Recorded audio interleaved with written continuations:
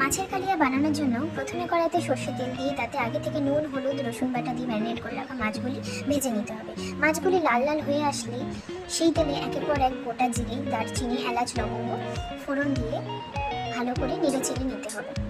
এরপর তাতে আগে থেকে কুচি করে রাখা পেঁয়াজগুলি লাল লাল করে ভেজে নিতে হবে। ভাজা হয়ে গেলে তাতে সামান্য পরিমাণ একটু চিনি দেওয়া হলো যাতে কালারটা ভালো আসে। এরপর তার মধ্যে দিয়ে দিতে হবে আগে থেকে পেস্ট করে রাখা আদা, পেঁয়াজ, রসুন, কাঁচা লঙ্কা বাটা।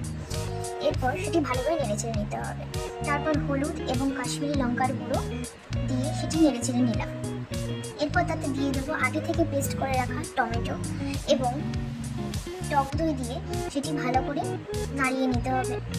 ভালো করে নুন দিয়ে সেটি কষিয়ে নিলে তারপর তেল ছেড়ে আসলে আস্তে আস্তে তাতে অল্প পরিমাণ জল দিয়ে দিতে হবে। এরপর একের পর এক মাছগুলি দিয়ে ভালো করে ঢাকা দিয়ে নিতে হবে।